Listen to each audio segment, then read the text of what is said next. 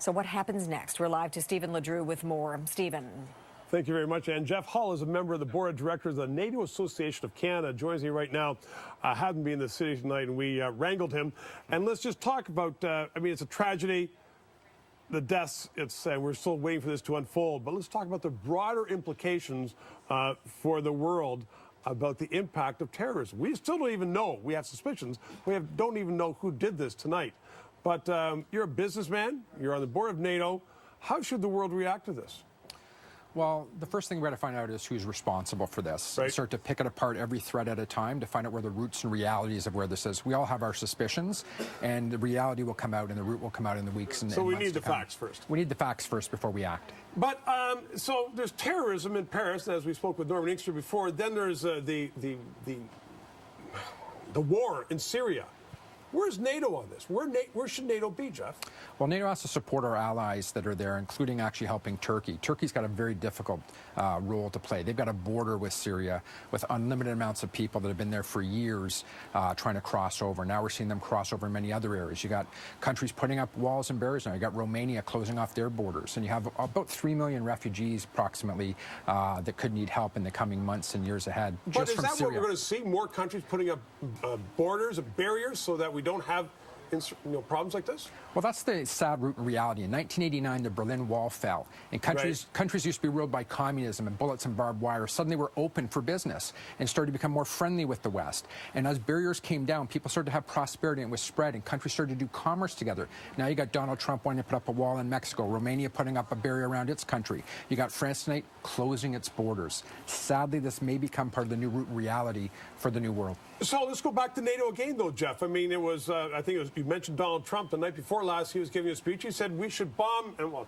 you should, quote, we should bomb the crap out of them. I mean, should there be heightened airstrikes against ISIS? Well, again, I'm from the NATO Association of Canada, which is more the civilian arm that is here to spread prosperity and peace through a better understanding of NATO and its role. But NATO is a militaristic Very true. organization. But it's also there to help defend each other. The question also becomes, should we be expanding NATO and the role of NATO? You got to remember, NATO was originally started to stop Russian aggression. Funny enough, many decades later, we seem to be back on that same doorstep again. But you're right, NATO needs an expanded role now, because now you have terrorist groups. You have ISIS running rampant through Arab countries. And NATO can help provide a role and guidance, because you have countries like Saudi Arabia, as an example. Their military is the 4th largest in the world. Yet how come they're not in the theater of war avidly and actively against ISIS, as an example, even though it's an enemy of theirs? Why is it often the West or the United States that has to come in riding on its horse to try to help everybody out there, when a lot of the Arab countries, there's 4 million military around the surrounding Arab countries there already that could walk in and pretty much wipe out ISIS, 36,000 ISIS members, 4 million troops bordering all around that area. And that's even separate from NATO. That's just the Arab countries and their role with their military. Take off your NATO association hat for a second, put back your business association hat, because I know you're a businessman, international businessman. How is this going to impact our economy? You know, our economy we're a trading country. Well, here's one of the sad realities. Let's wind back to 9/11. The billions and billions upon billions of dollars of damage that was done to the economy. Stock market shut down, lives lost. A lot of items and trade was stopped and ground to a halt. Cost a fortune. Exactly. Tonight, France is closing its border. So all of a sudden, trade starts to slow down. People start to put up worry walls. And in reality, that's often needed. So on the world economic scale, this means a lot more money needed for funding for military, for the police forces that are very understaffed, but more importantly, the intelligence. Tonight was also a failure of intelligence.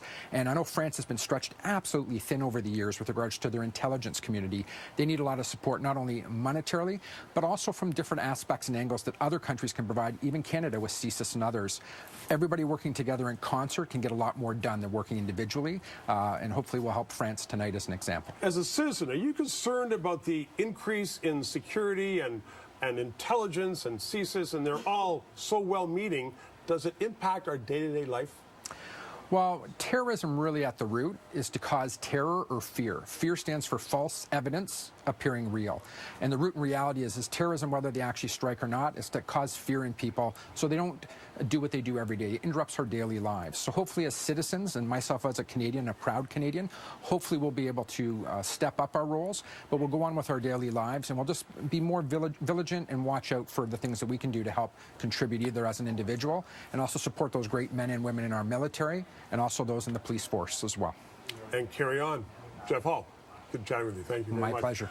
And back to you.